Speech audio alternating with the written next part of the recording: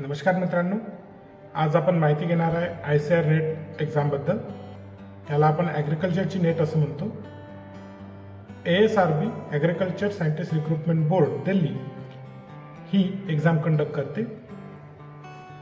प्रथमतः सांगायचं झाल्यास या एक्झामविषयी बरंचसं कन्फ्युजन आहे. कन्फ्युजन कसं, खूप सारे लोक असं म्हणतात की ही ॲग्रिकल्चरची एक्झाम आहे, ती आपल्याकडे कशी चालणार, ही खरंच एलिजिबिलिटी क्रायटेरिया आहे काय.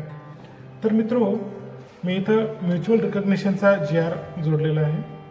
तुम्ही ICARच्या ASRBच्या वेबसाईटवर गेले तर तुम्हाला हा GR अवेलेबल आहे. तुम्ही तो पाहू शकता, वाचू शकता. ही एक्झाम 60 डिसिप्लिनमध्ये घेतली जाते. 60 डिसिप्लिन म्हणजे विशिष्ट विषय. त्या डिसिप्लिनमध्ये फॉर्म भरण्याच्या वेळेस तुम्हाला त्या डिसिप्लिनची मास्टर डिग्री आणि त्याचं रिस्पेक्टिव्ह स्पेशलायझेशन असणं अतिशय अनिवार्य आहे. ऑनलाईन मोडमध्ये ही एक्झाम घेतली जाते. MCQ पॅटर्न असतो. महाराष्ट्रामध्ये 3 सेंटरला ही एक्झाम होते, मुंबई, पुणे आणि नागपूर. विदर्भासाठी नागपूर जवळ पडतं. तुम्हाला फॉर्म भरताना सर्वप्रथम फॉर्म भरावा लागेल, कारण सीट्स अवेलेबिलिटी हा यामधला सर्वात महत्त्वाचा विषय राहतो. तुम्ही नागपूरला जर अप्लाय करत असाल तर जागा कमी असेल, ते जर तुमच्या डिसिप्लिनमधून पॅक झालं तर मग तुम्हाला दुसऱ्या सेंटरला फॉर्म भरावा लागेल. तिथे झालं तर मग तुम्हाला तिसऱ्या सेंटरला फॉर्म भरावा लागेल.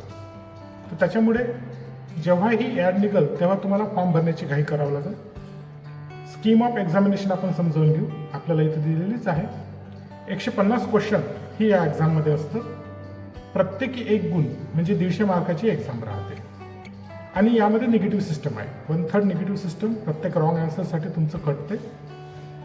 बेसिकली आपल्याला हे सोपं वाटतं. 150 पैकी कॅटेगरीज वाईज याचं पासिंग असतं. अनरिझर्व्ड कॅटेगरीसाठी 50%, OBC यांच्यासाठी 45%, SC यांच्यासाठी 40%. परंतु ते एवढं सोपं नाही. त्याच्यासाठी आपल्याला प्रॉपर नियोजन करावं लागते, अभ्यास करावा लागते. MCQ क्वेश्चनची आपल्याला चांगली बँकच सॉल्व्ह करावं लागते. तेव्हाच या एक्झाममध्ये यश आपल्याला प्रॉपरली मिळतं.